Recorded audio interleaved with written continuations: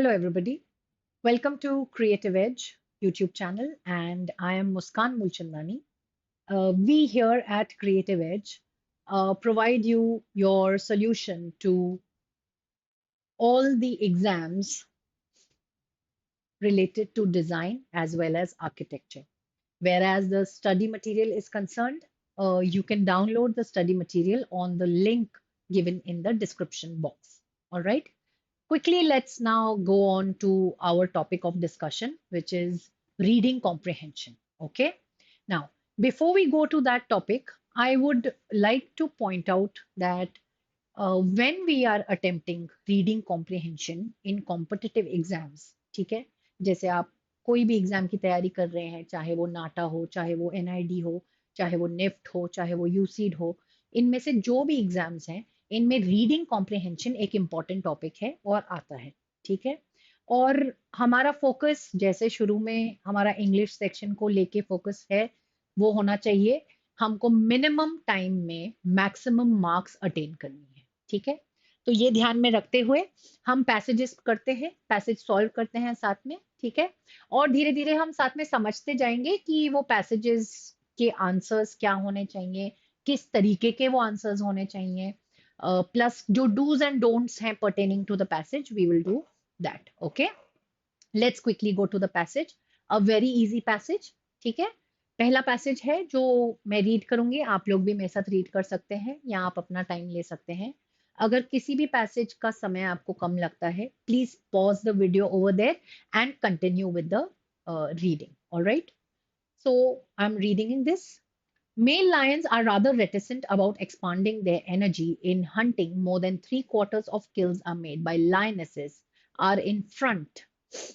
Tensely scanned ahead, the clubs lag playfully behind, and the males bring up in the rear, walking slowly, their massive heads nodding with each step as if they were bored with the whole matter. But slothfulness may have survival value.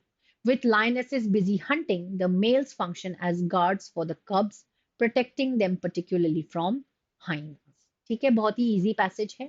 So basically, it is telling us about the male lions being little reluctant, not being too happy, या बहुत ज्यादा participate नहीं करना in जो उनकी hunting की habit है, ठीक है। तो hunting का ध्यान कौन रखता है? वो ध्यान रखता है फीमेल्स, ठीक है, जो लाइनेसेस हैं।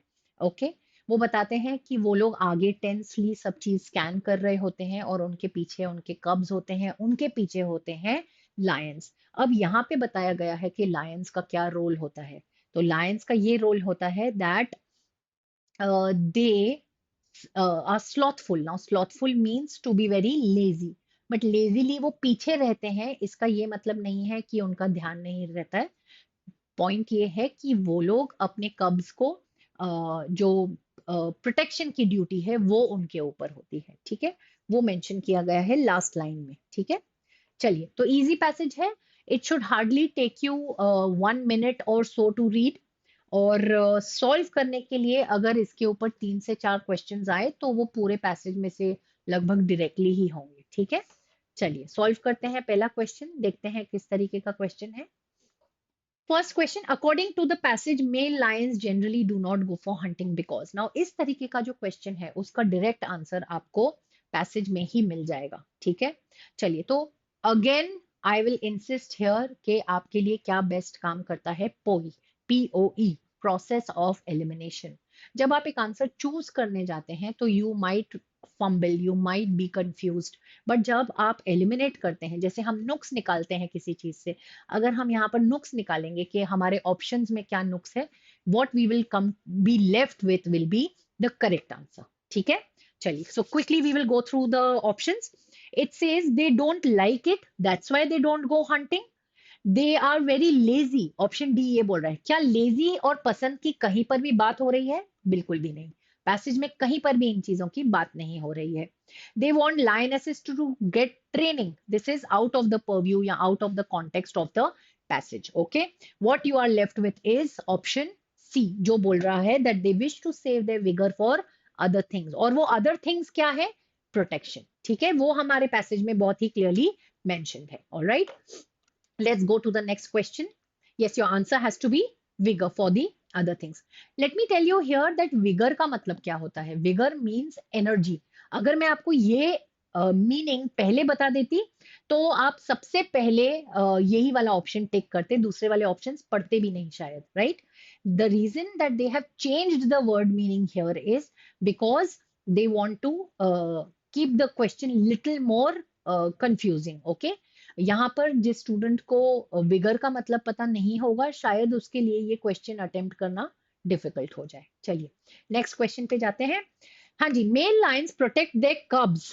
हाँ ओके, इसका आंसर कहाँ दिया गया है? हमारे पैसेज के एंड की जो 2 लाइंस है वहां पर बताया गया है कि मेल लायंस पीछे क्यों रहते हैं. ठीक है, तो वो पीछे इसलिए रहते हैं ताकि वो अपने कब्स को किन से बचा सके, सारे जानवरों से बचा सके, particularly from hyenas which is mentioned in the last line. Okay, so your answer has to be more from hyenas than from other animals. Let's go on to the next question. The next question says that lionesses go for hunting. अगर आप sentence 2 पढ़ेंगे और sentence 3 तक जाएंगे तो आपका ध्यान जाएगा कि वो बोल रहा है that they are lionesses are in the front, the cubs go behind them, lag playfully behind, and then the males bring up the rear. So your answer for the C question has to be with their cubs and male partners. Okay, let's go on to the next question. When the lionesses go in search of their prey, they are very. हाँ जी, तो सबसे पहले तो यहाँ पर एक vocabulary की भी टेस्टिंग हो जाएगी. अगर आप लोगों को स्लगिश और कॉशियस का मतलब पता नहीं है तो आप लोगों के लिए डिफिकल्टी आ सकती है. वैसे स्लगिश का मतलब है वेरी लेजीली. ठीक है, यहाँ पे लेजी किसको बोला गया था? लायंस को. क्यों? क्योंकि वो पीछे की तरफ से चलते हैं, लास्ट में चलते हैं, राइट, कब्स के बाद. ठीक है, तो यहाँ पे sluggish is not a word which will fit for the lionesses. Second, playful. Playful की भी कहीं पे भी बात नहीं हुई है. प्लेफुल कब्स के लिए यूज किया गया है. Cautious and serious, little confusing. Cautious मतलब जब हमारे पास कुछ चीज को प्रोटेक्ट करने वाली इंस्टिंक्ट हो. ठीक है, अब अगेन अगर आप नोटिस करेंगे ये वाली क्वालिटी कहाँ दी गई है? लायंस के पास हैंड ओवर की गई है. You are left with the answer serious.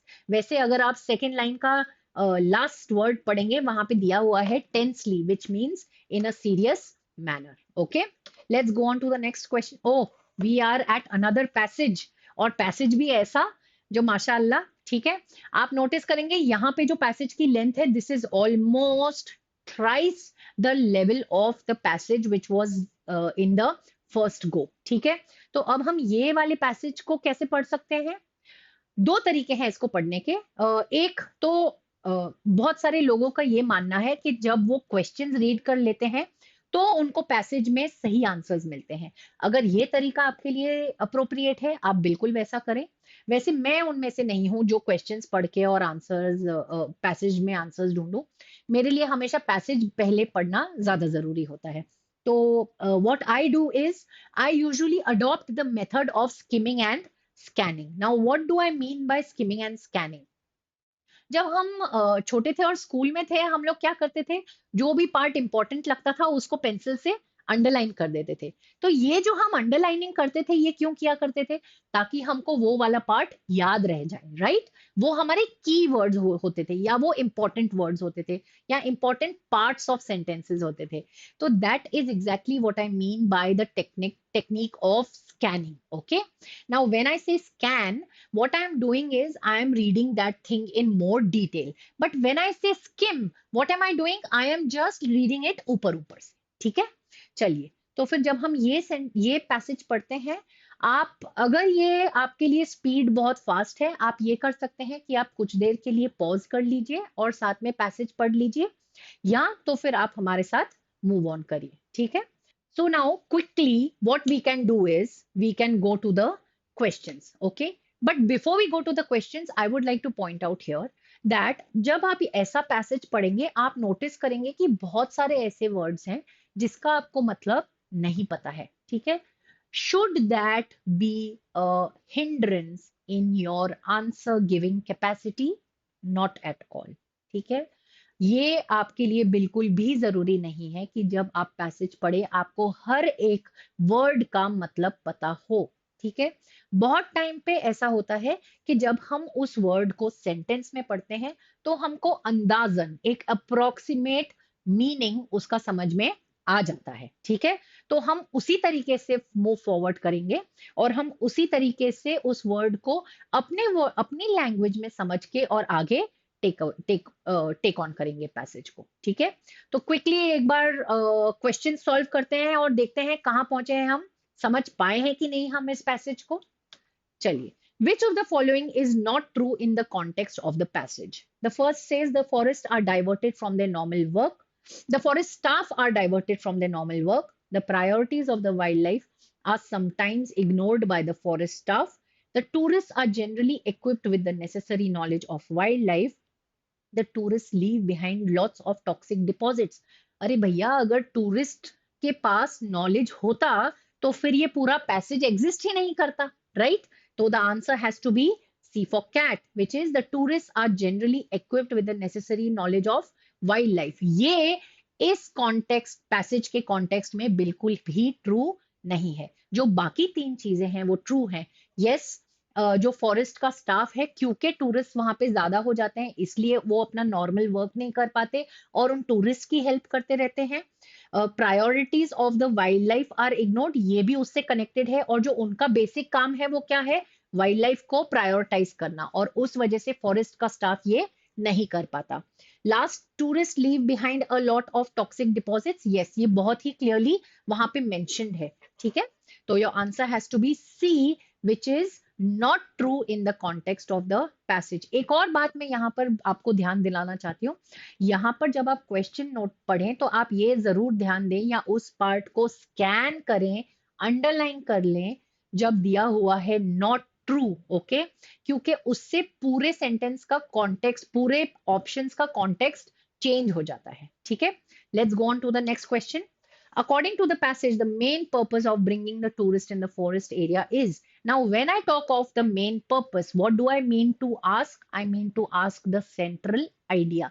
I mean to ask कि पूरा पैसेज किस चीज पे बेस्ड है, ठीक है। तो जब आप में से समझ लीजिए, अगर आपसे मैं पूछती हूँ कि शुरू शुरू में कि पैसेज किस चीज पे बेस्ड है, आप मुझे एक बहुत ही नॉर्मल सा आंसर देंगे, मैडम वाइल्ड लाइफ टूरिज्म पे बेस्ड है, विच इज नॉट द केस, ठीक है। Basically it is talking of कि इकोसिस्टम का कैसा ध्यान रखा जाए, वाइल्ड लाइफ को कैसे लोगों को कैसे आगात कराया जाए वाइल्ड लाइफ और इकोसिस्टम के बारे में, right. So the answer for this would be to involve the general public in maintaining the ecosystem. The reason being, when they are doing all these things, why, if अगर आप second half of the passage में read करेंगे, आपका ध्यान जाएगा कि वो 100 तरीके बता रहा है। बेसिकली क्या तरीके बता रहा है, किस तरीके से लोगों को इन्वॉल्व किया जाए इन द वाइल्ड हैबिटेट, ठीक है। चलिए नेक्स्ट क्वेश्चन पे जाते हैं। A collision of interest is inevitable. हाँ जी, जब हमने ये सेंटेंस पढ़ा था उसके पहले आप नोटिस करेंगे कि उन्होंने बताया क्या था। उन्होंने ये बताया था कि इंसान खुश नहीं है, एज इन टूरिस्ट खुश नहीं है, जानवर टूरिस्ट के ऊपर हमला करते हैं, जानवर खुश नहीं है, और जो स्टाफ है वो भी ओवरवर्क्ड है ना। यही चीज की बात हो रही थी जब ये इस चीज का मेंशन था उसके पहले। That means that this is going to be talking about what, it is going to be talking about orienting the people to the ecosystem as well as the destruction of the ecosystem. Exactly, that is what is being talked. When they say that there is a collision of interest, it means there is an interest of three different people in this entire thing. Who are the three different parties involved? One would be the animals, दूसरे होंगे forest के staff, तीसरे होंगे tourist खुद। जब तीनों के views में या तीनों के टेक अवे में, टेक अवे मतलब कि मुझे या इससे ये बेनिफिट है, ठीक है। तो जो टूरिस्ट आ रहे हैं उनका ये माइंड थॉट प्रोसेस है कि हम आ रहे हैं तो हमको अच्छे से रिजर्व देखने मिले। जो वहां पे काम करने वाले लोग हैं वो चाहते हैं कि हम वाइल्ड लाइफ का ध्यान रखें, साथ साथ में ये टूरिस्ट उस चीज को, कोई इकोसिस्टम को कोई नुकसान ना पहुंचाए। और जो वाइल्ड लाइफ है वो तो अपनी लाइफ में खुश है, उनको ये सब कोई भी इंटरफियरेंस नहीं चाहिए। These are three individualistic views, okay? Three parties की अलग अलग views हैं, and what is happening is that there is a collision of these interests, ठीक है। हर इन तीनों thought processes में एक टकराव हो रहा है, ठीक है। So what do they want to say in this passage? Basically, they are trying to orient people to the ecosystem as well as to the destruction of the ecosystem. Let's go on to the next question. What, according to the author, should be the steps to improve the situation? Now, when I see in a question like this, there is a very easy option given, which is all of these. ठीक है, जब all of these करके कोई option दिया हुआ होता है, हमारे लिए क्या जरूरी होता है? 1 2 3 पढ़ना सिर्फ, ठीक है। और अगर इनमें से कोई भी एक ऑप्शन अग्री नहीं करेगा तो डायरेक्टली आपके 2 ऑप्शन कम हो जाते हैं, ठीक है। तो पहला वाला ऑप्शन पढ़ते हैं। Students sorry tourist should be briefed about the nature of wild life and jungle. Wild life और जंगल की जरूर बात हो रही है, बट क्या उनके नेचर की बात हो रही है? पूरा हमारा पैसेज किस चीज के बारे में था कि टूरिस्ट का अवेयरनेस क्या है regarding their regarding nature and wild life, not that they should just be briefed about it. Okay, तो आपका ए आंसर नहीं हो सकता है। अगर ए नहीं हो सकता है तो नेचुरल सी बात है ऑल ऑफ दीज बिल्कुल भी नहीं हो सकता है। अब हम बी और सी पढ़ते हैं, ठीक है। Now tourist should be briefed about the inter relation between man and animals. Yes, बिल्कुल ये हो सकता है। सी बोल रहा है tourist should be briefed about the information before they enter the jungle.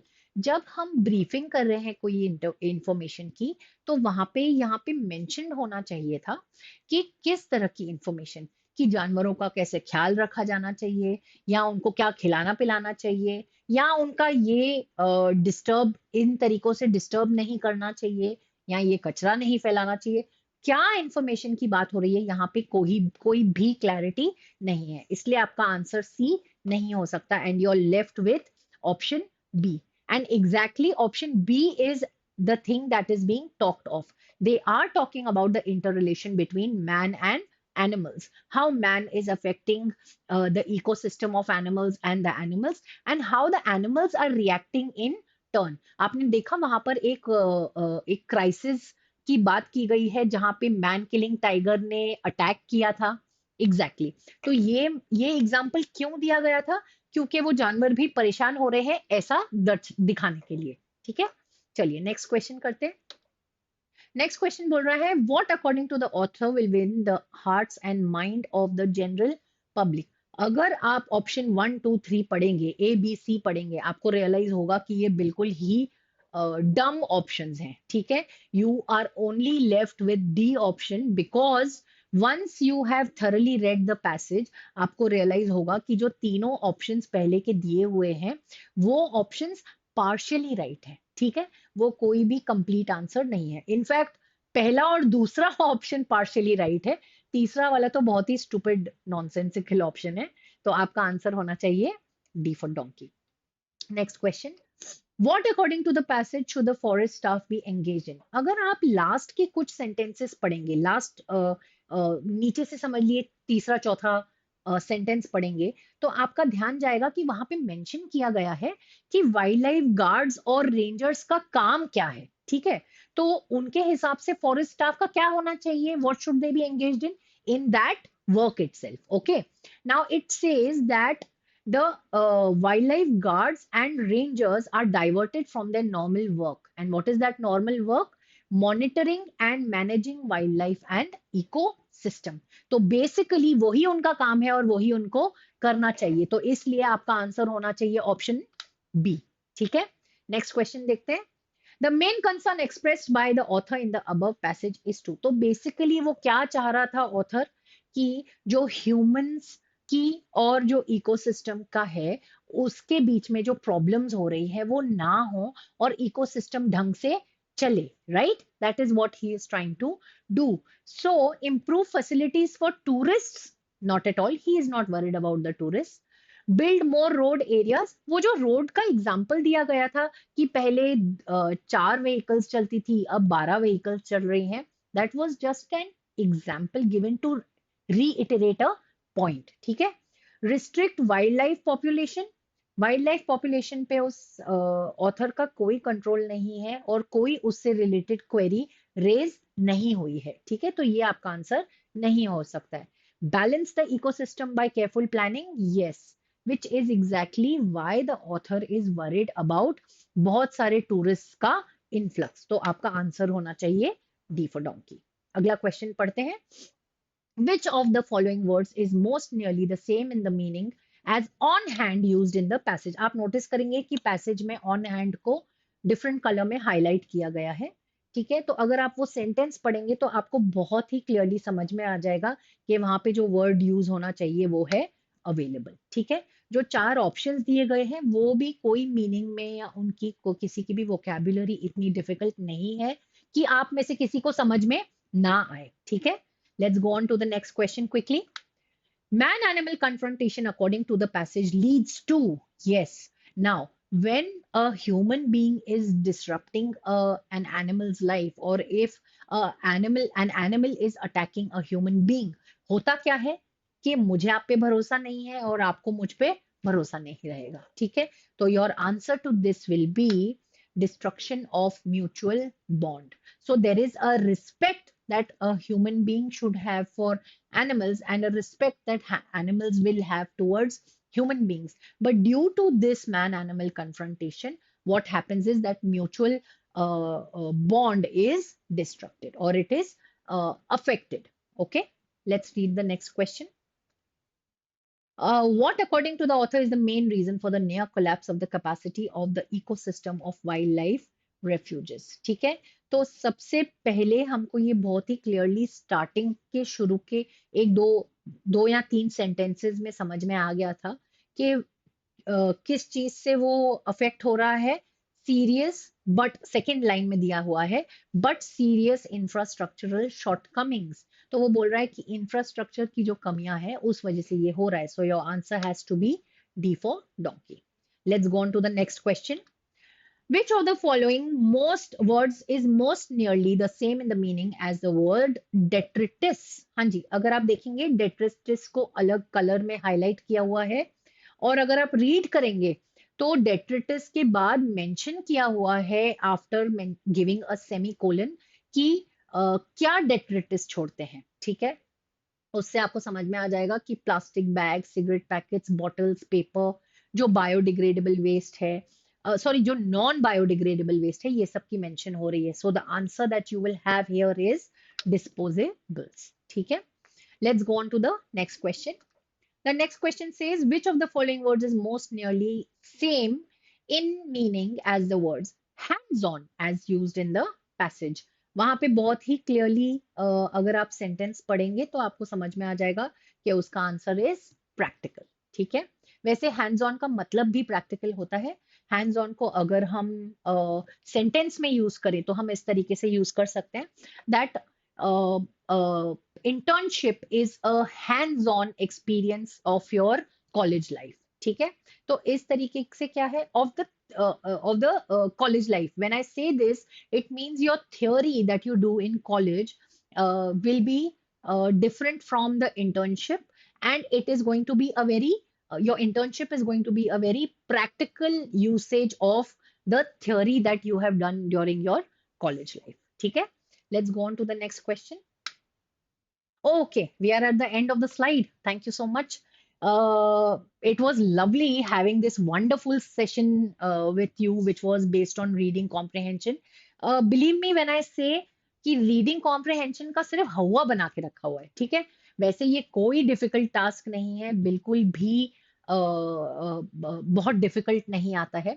बस ये है कि आप लोगों को थोड़ा सा ध्यान देना है इस चीज पर कि जब आप एक पैसेज पढ़ रहे हैं तब आप उस पे 100% फोकस करके पढ़े। ठीक है, थोड़ी सी डिफिकल्टी सिर्फ ये आती है कि हमारी language acts as a barrier, जिसके वजह से मैंने आपको शुरुआत जब हमने वर्बल एबिलिटी के दूसरे वीडियोस भी आपने देखे होंगे, आई एम श्योर आपने नोटिस किया होगा कि मैं हर वीडियो में ये चीज जरूर इंसिस्ट करती हूँ कि आपकी वोकैबुलरी बिल्डिंग हो चाहे आपका रीडिंग कॉम्प्रिहेंशन हो।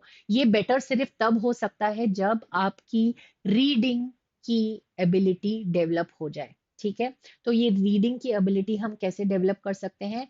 किसी भी इंग्लिश न्यूज़पेपर का एडिटोरियल कॉलम उठाइए कम से कम, और दिन में वो एडिटोरियल कॉलम पूरा पढ़ दीजिए। ठीक है, जब आप ये करेंगे आपके करंट अफेयर्स, आपका रीडिंग कॉम्प्रिहेंशन, आपकी वोकैबुलरी बिल्डिंग जो इन टर्न बहुत सारे दूसरे पार्ट्स में इस क्वेश्चंस में भी बेस्ड आती है, उन सब में आपको मदद मिल जाएगी, ठीक है।